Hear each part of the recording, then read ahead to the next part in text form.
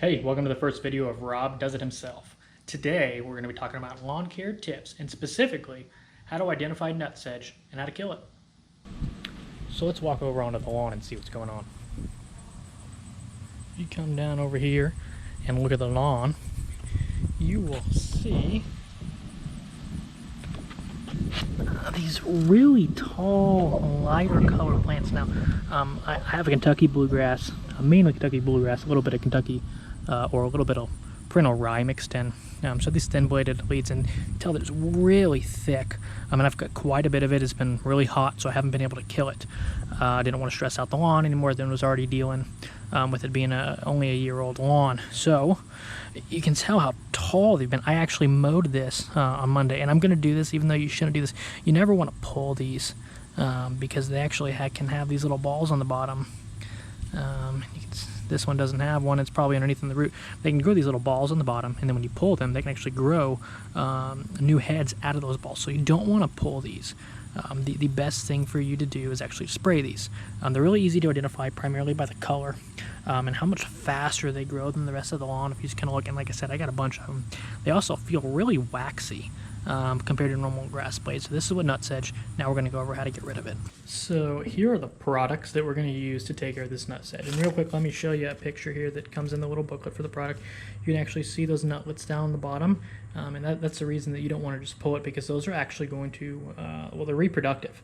So you're going to have a new nutsedge branch kind of fall out of there. So the products we're going to use today, first thing is called Sledgehammer, and I will leave a link in the description down below where you'll be able to go get yourself up some of that from Amazon and get it to you pretty quick.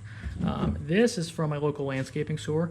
It's called a Stick It. This is just a surfactant, so basically it helps the sledgehammer, in our case, stick to the blades of grass on the nutsedge.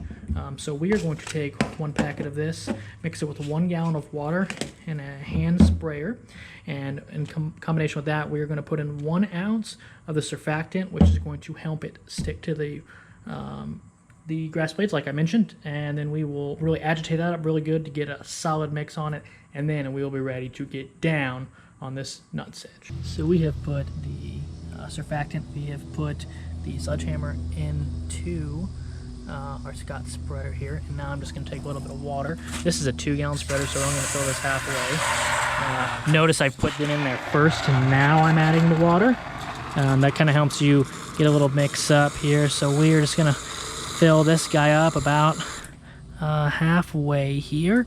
Let the foam go down because that is foaming up a little bit. And now just give that a shake and we are ready to go.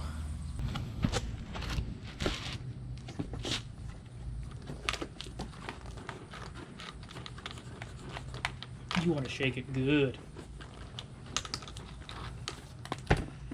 And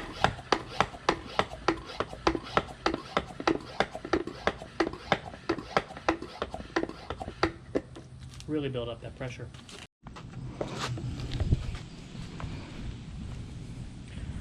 When you get to the nutsedge, you just want to give it a nice coating here.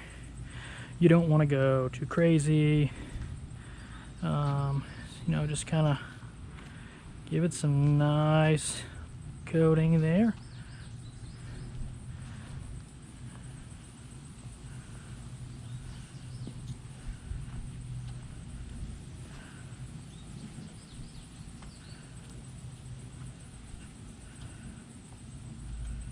So, a couple quick notes when you're doing this.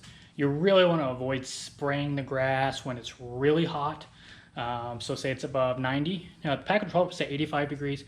Keep in mind that isn't that the product isn't effective in those temperature ranges. It's that your lawn is already under some stress. And when you add in the chemicals to it, you can potentially have some damage to your grass if you get in those upper ends. What I recommend is to do it in the evening. Try to find a sequence where you have 2 or 3 days where you're in those mid to low 80s. So today the high was only about 86.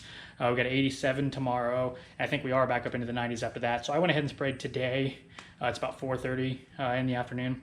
And I'm going to hope for the best, hope for some solid results. Daytime temperatures are cooling, so my lawn should do all right. I wouldn't really be too worried about it if you follow those guidelines. If it was going to be 97 tomorrow, I probably wouldn't be spraying. I'd definitely be waiting until you get around that mid-80 mark. So kind of recap, put in the tank, pump it, spray it. If Rob can do it himself, so can you. So one more quick thing that I forgot to mention. You should see results in about 10 days, give or take. Feel free to respray around 14 days if you still have some lingering nutsedge, which is highly likely. 2 applications to really nip it in the bud.